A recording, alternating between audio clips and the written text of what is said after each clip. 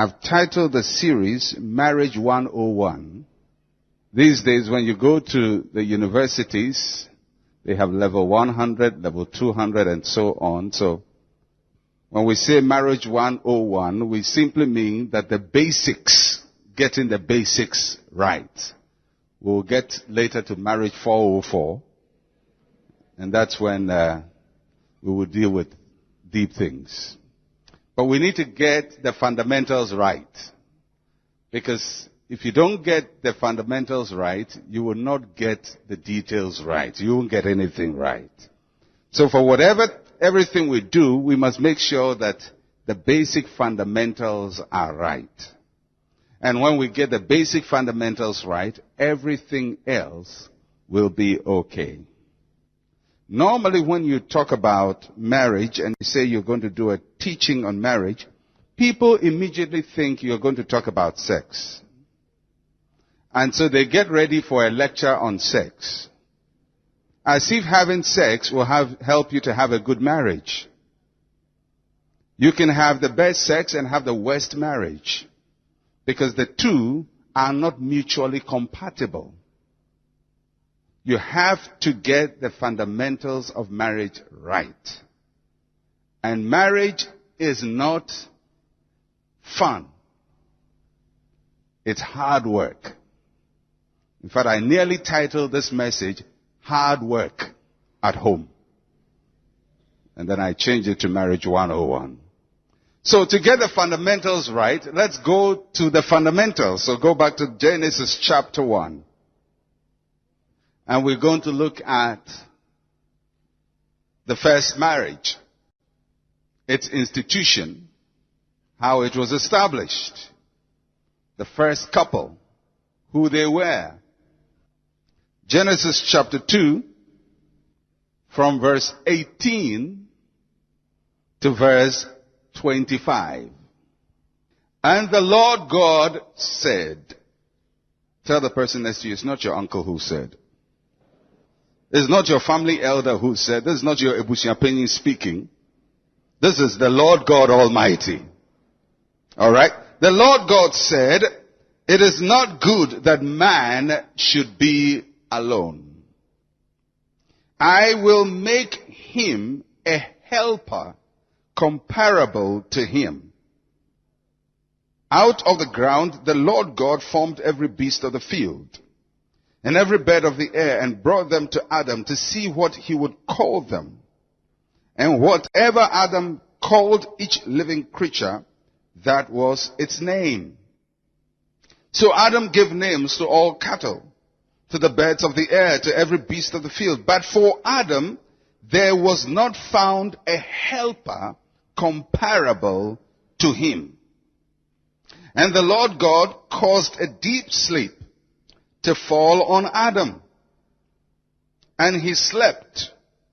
And he took one of his ribs and closed up the flesh in its place. Then the rib which the Lord God had taken from man, he made into a woman. And he brought her to the man. And Adam said, this is now bone of my bones and flesh of my flesh. She shall be called woman, because she was taken out of man. Therefore a man shall leave his father and mother, and be joined to his wife, and they shall become one flesh. And they were both naked, the man and his wife, and were not ashamed. In this passage, we find the reason why God established marriage.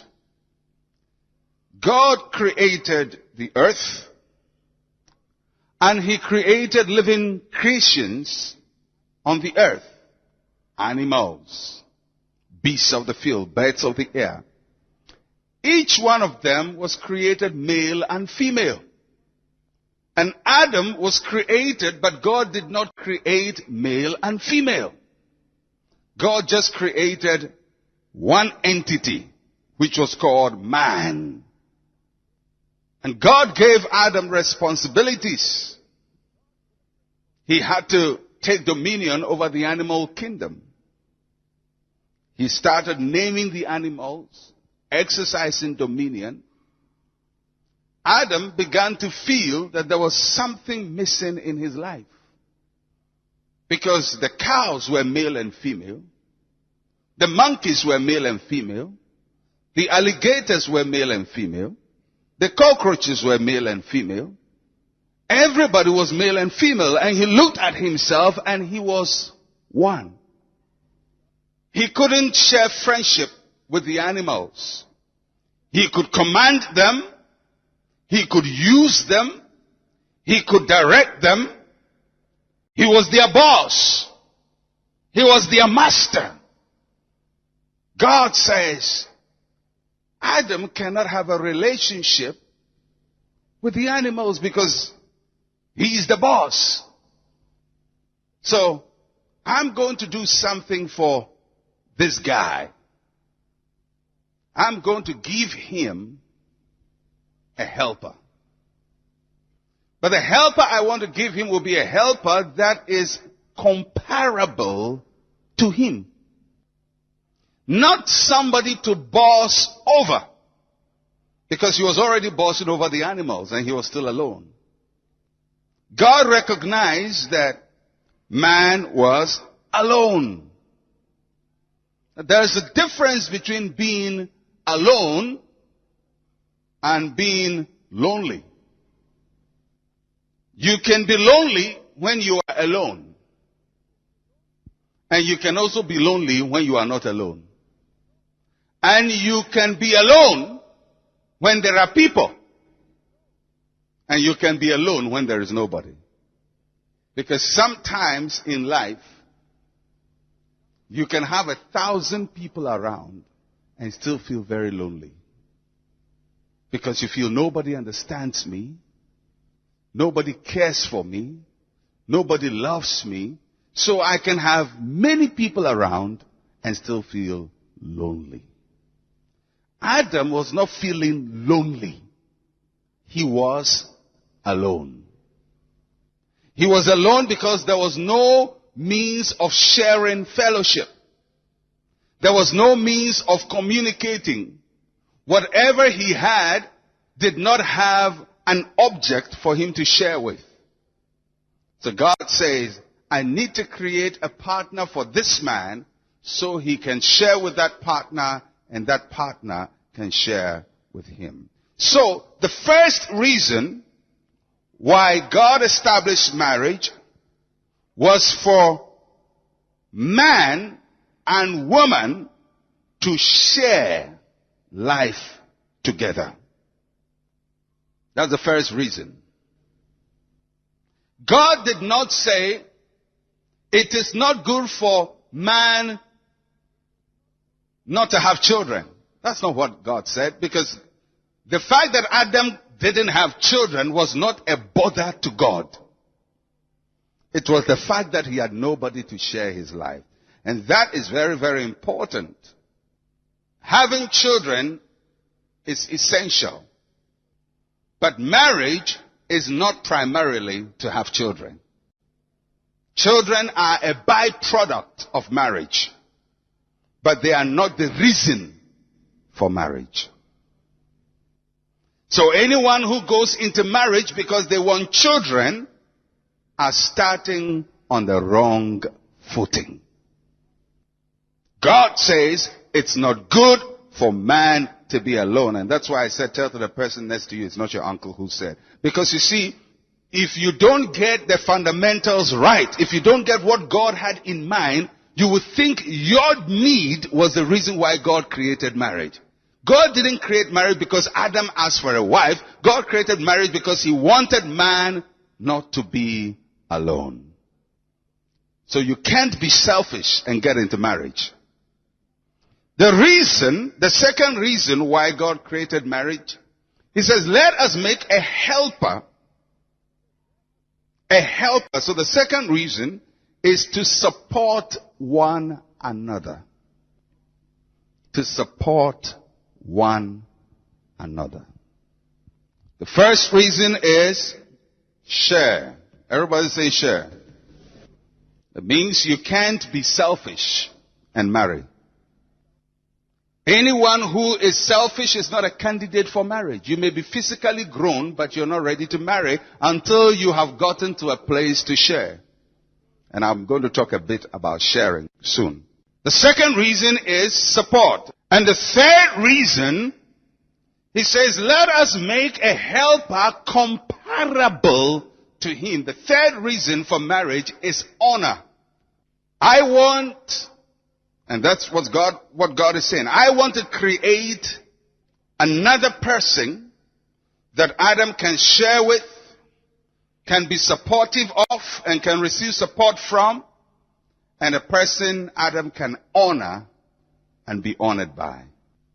That's the reason. For a person to be able to share, that person must have a sense of personal ownership. Because you can never share until you are convinced that what you have is yours. Have you ever seen a child who has a toy? You try to get the child to give you the toy. You say, hello, could you give me the toy? She moves the shoulder up and down, indicating no. And you coax him, I'll give you toffee. No. I'll give you this. No. But as the child holds on to the toy for a very long time, he by himself walks to you and offers you the toy. Now, what changed between the time you first asked and the time he gave by himself? Between the time you asked and the time he gave by himself, he had a sense of ownership. He believed that the toy belongs to me. And because he had this complete sense that the toy belongs to me, he was ready to share it. That's why people who have ownership are the people who share. If a person doesn't have a sense of ownership, they can't share. And in marriage, sharing is vital. You have to share your love. And for you to share your love, you must have love. Because you can't share what you don't have.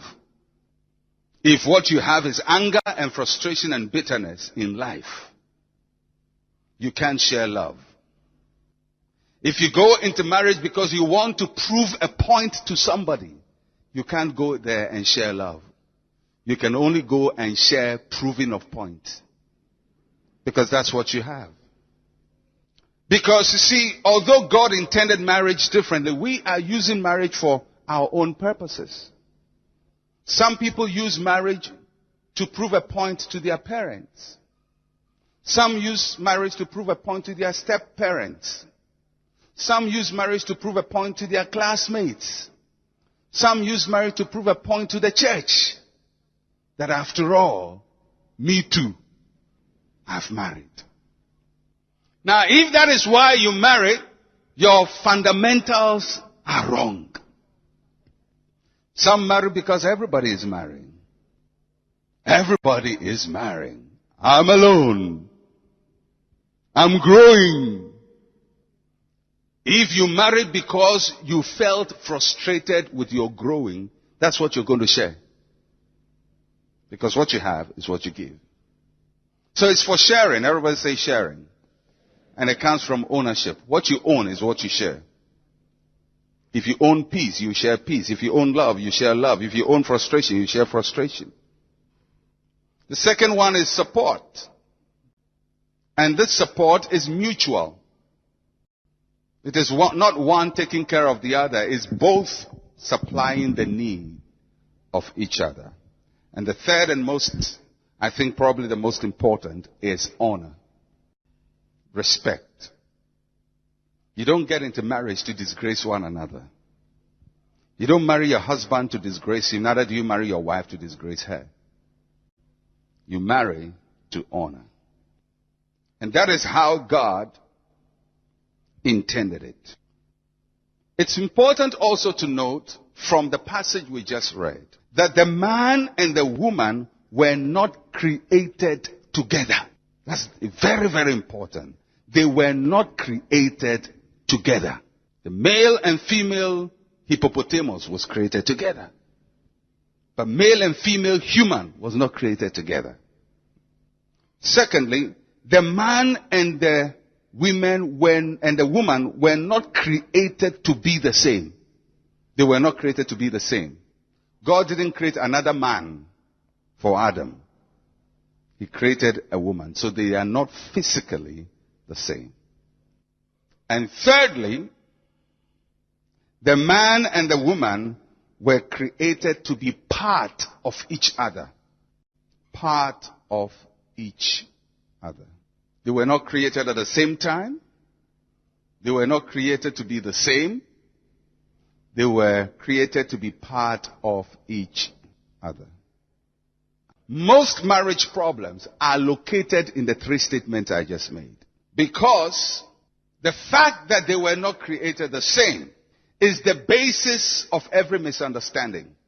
And the fact that they were not created together is the basis of misunderstanding. And the fact that these people who are not the same were created to be part of each other is the basis for misunderstanding. Because normally, it's not easy to live in the same house with your own brothers and sisters whom you grew up with from childhood, from age 2, 3, 4, 1, 2, 3, 4, 5. You ate together and everything, shared clothes together, bathed together. You grew up. By the time you hit about 16, 17, you start fighting seriously because each one wants space. Now, can you imagine people who didn't grow together and who are also not the same living together in the same space, the same house? They are not the same. They come from different places, but they're supposed to be part of each other. And because of these differences, there are problems we need to deal with. For any marriage to work, we must first understand the differences between male and female. Males are not females and females are not males. A man is not a woman and a woman is not a man.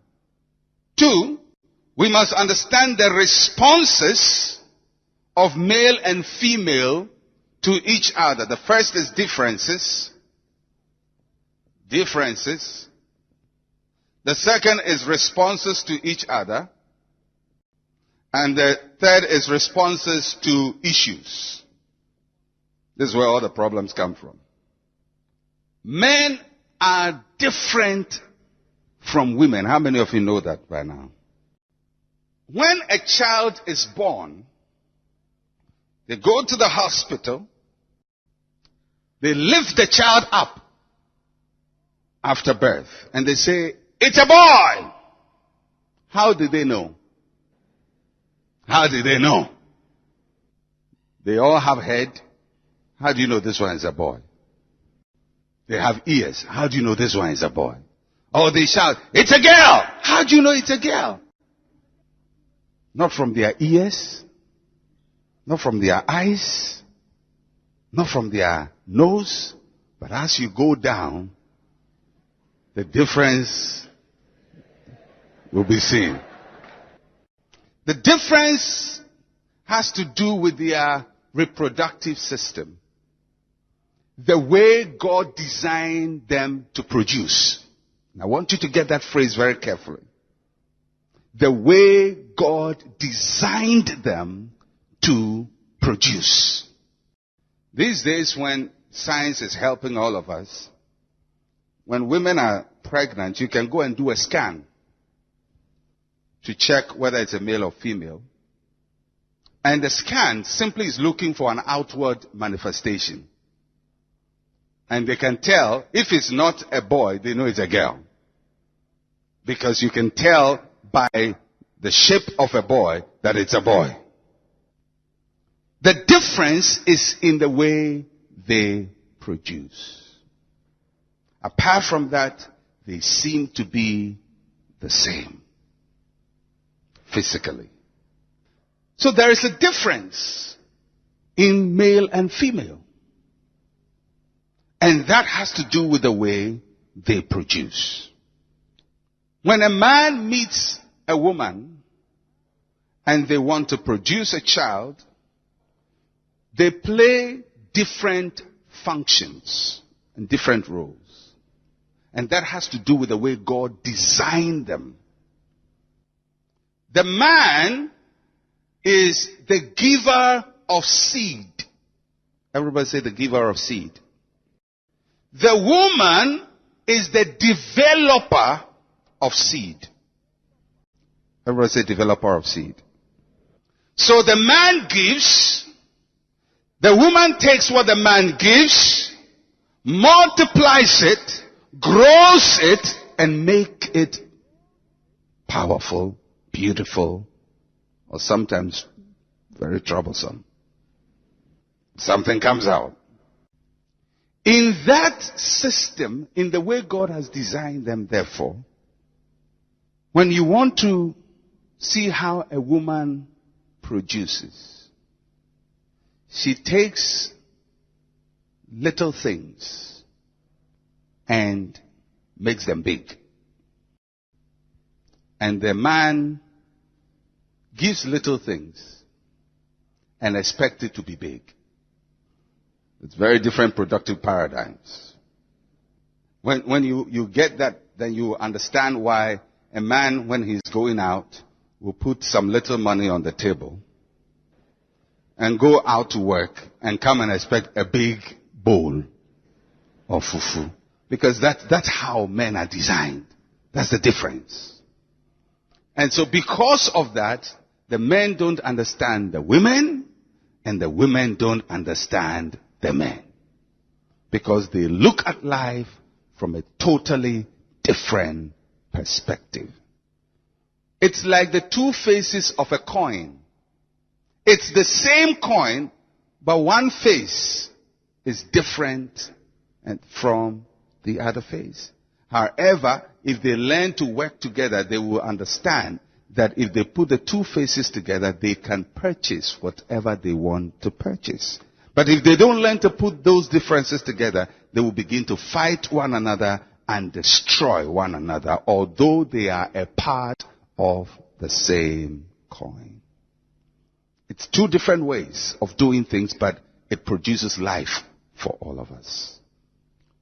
Naturally speaking, God created women to be more sensitive and more withdrawn and more internal. Men are more external, more expressive in their outlook. That's how a man is. So when man meets woman, men easily get attracted. Women most of the time take time to nurture attraction. It's the way they were made. Whatever a man says, the woman works with. So if, for example, the man says to the wife, I love you. One little word, I love you. The whole day, the woman will be working with it. Although the man who released that seed from his mouth has forgotten. That's how they were made. So he's forgotten, he said, I love you.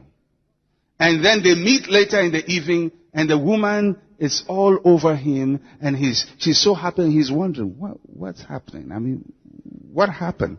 And he's forgotten that when he said, I love you, whilst he forgot, the woman nurtured, cultivated, developed, meditated, brooded over what was said.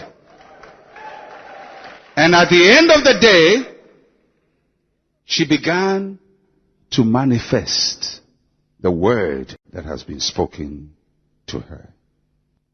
In the same way, if the man said one nasty word, Oh, leave me alone. And he forgot about it. The woman takes that word and works with it. So whilst you are away, she is working with it. She is growing it. She is developing it. She is incubating it. And it's becoming bigger and bigger and bigger and bigger. And then when you meet, the man meets the woman, he says, how is it? Cold. And he's wondering, what happened? I haven't done anything. And if that man was to complain to somebody about his marriage, he would say, I don't understand my wife. I haven't done anything. But she is angry. The problem is that men don't understand that the little things they do become big things in women. So they feel, I haven't done anything. What you consider not anything grows. And that is why, for a successful marriage to happen, I consider that the men are the key to how things will turn out. Because the woman, and I'm not saying it's a general rule, and I'll come to talk about very specific things, but I'm giving you general principles. The woman will take what you give her and give it back to you. That's how God designed them. There are women who function a bit differently from that. Because before they married, they already had received seed. You see? So they marry and they give you things you didn't give her. Because some other boyfriend 3 years ago gave her all that bad stuff, and then she met you last year and you married her and you begin to reap something you didn't sow. So that happens. But it's still the same principle that she is only reproducing what has been put within her.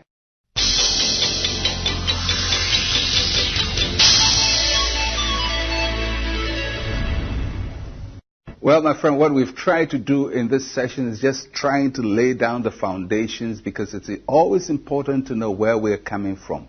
God created marriage for purposes that have been abused over the years. He created it for sharing, for honoring, and for supporting one another. If we get these three items right, we can build a marriage right. If we get it wrong, then our efforts may not be very, very successful. So I trust that you have been able to place yourself at the foundation. And next week I'm going to continue as I talk about the differences between men and women and why sometimes we have the challenges we have in our marriages. I'm Pastor Mensa Otabil. Shalom, peace, and life to you.